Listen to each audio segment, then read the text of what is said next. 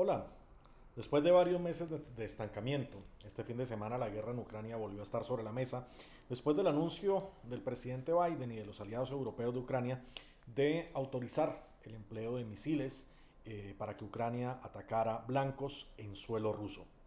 A esta autorización, Putin responde con una amenaza, diciendo que este tipo de ataques serían motivo suficiente para emplear armamento nuclear dentro de Europa. Eh, y Ucrania aparentemente no se sintió intimidada con esta amenaza de Putin y hoy estrenó la autorización dada desde Washington y con misiles ATACMS atacó blancos rusos.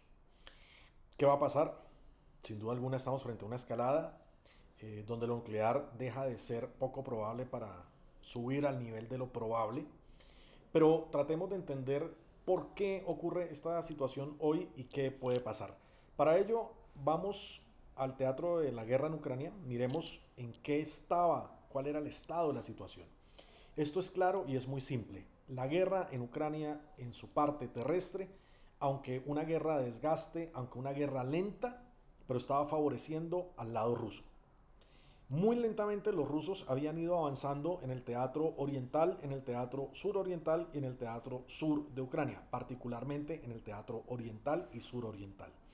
Miremos el teatro oriental, que es este.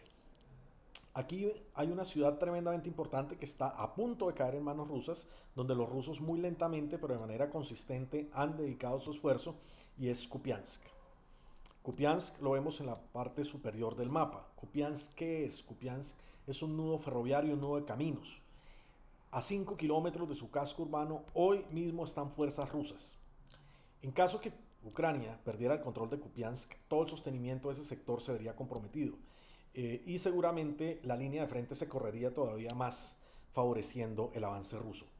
Pero esta presión sobre Kupiansk que habían venido haciendo los rusos se complementa con la presión a otros dos puntos. Siversk en la porción central del mapa y Torest en la porción sur del mapa. Con estas tres ciudades, Rusia le apostaba a tener ganancias territoriales y a correr la línea de frente para llegar a incidir sobre otras tres ciudades, otra triada de ciudades, desde donde toda la estabilidad del teatro de operaciones oriental y suroriental se pudiera ver comprometida. Estas tres ciudades son Liman, ahí la vemos en la porción superior del mapa, en suelo que está coloreado de color blanco, donde todavía no hay acción directa de los rusos. Liman, Sloviansk y Krematorsk. En el caso que los rusos llegaran a alcanzar estas tres ciudades, Liman, Sloviansk y Krematorsk, prácticamente irían a desestabilizar todo el sector oriental de la guerra en Ucrania. A sabiendas que Trump está por llegar, a sabiendas que Trump iría a obligar a Ucrania a negociar bajo una situación de hechos consumados, el interés en el mediano plazo de Rusia era tratar de poner el pie en el acelerador y poder ganar la mayor cantidad de tierra desde donde negociar ante una llegada de Trump. Tierra que Trump no le obligaría a Rusia a devolver a Ucrania. Por esa razón, el interés ruso operacional inmediato por Kupiansk, Siversk y Torest, y en el mediano plazo por Liman, Sloviansk y Krematorsk. A esto le estaba jugando Putin antes de la decisión de Biden de este fin de semana. Con esta decisión, por ejemplo, el alcance, el radio de acción de los misiles ATACMS en suelo ruso es el que vemos en el mapa. Están blancos de altísimo valor, como por ejemplo el cuartel general del 52 Regimiento de Bombarderos Pesados de la Guardia, que es el componente de la Fuerza Aérea que no solamente tendría proyección sobre Ucrania, sino sobre Europa Oriental, y el cuartel general del Distrito Militar Sur de Rusia, que está en Rostov. Recordemos que Rusia está dividida en varios distritos militares y el responsable de las operaciones en Ucrania es este, el Distrito Militar Sur. También estaría dentro del radio de acción de los misiles ATACMS, al menos de una de las versiones de los ATACMS, tiene varias. Si a los ATACMS miramos el conjunto de sus bloques, de sus versiones, el bloque 2, el bloque 1, bloque 2A, el bloque 1A, si vemos los Taurus alemanes, si vemos los Storm Shadow británicos, que todos estos tienen hoy autorización para atacar suelo ruso, vemos incluso que Moscú estaría dentro del radio de acción de estos misiles. Con esto, Putin encuentra el motivo suficiente para decir, puedo emplear lo nuclear en caso que lo necesite. Ahora, haciendo un resumen hasta acá que estoy diciendo, Ucrania estaba a punto de tener una ruptura sustancial en términos operacionales y Rusia iba a poder ganar, iba a poder posicionarse mucho mejor en tierra, iba a poder ganar buenas porciones de tierra desde donde negociar una posición de fuerza en un momento en que llegara Trump.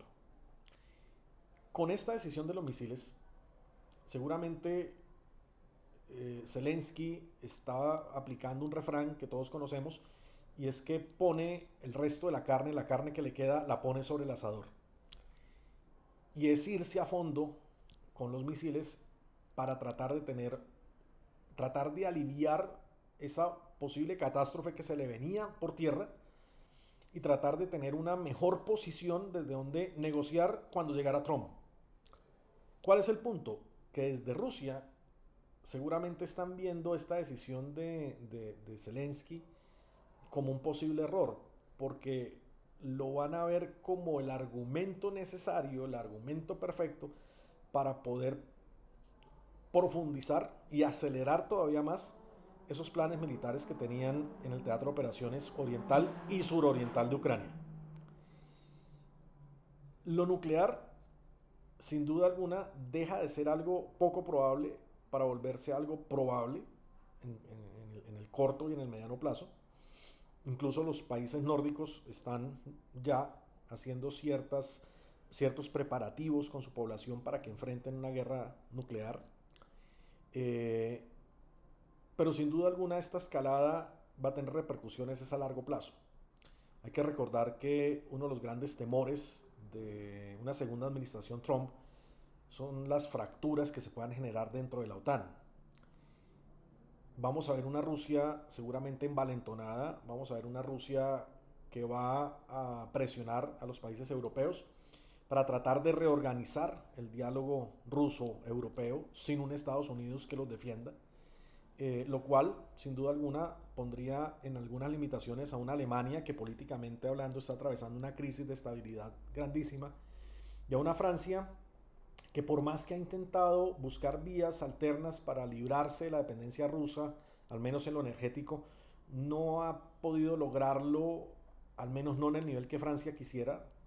Lo nuclear, por ejemplo, francés sigue dependiendo de Rusia debido a los reveses que tuvo Francia en África y el reposicionamiento ruso en África. Entonces, esta situación que estamos viendo hoy, más allá de si puede o no implicar gestos nucleares, lo que está implicando o lo que puede implicar a largo plazo es un reposicionamiento ruso en el diálogo con Europa y seguramente presiones más para fracturar la OTAN a futuro. ¿Quién tiene la llave o la respuesta a todos estos interrogantes? Seguramente Trump, seguramente Trump. Vamos a ver qué nuevos desarrollos tiene esta situación y sobre todo qué impactos en el mediano plazo, en el largo plazo van a tener, más allá obviamente de la espectacularidad de los análisis en el corto plazo. Muchísimas gracias y como he dicho en todo este tiempo, qué buen momento para estudiar geopolítica y hacer análisis estratégicos. Muchas gracias.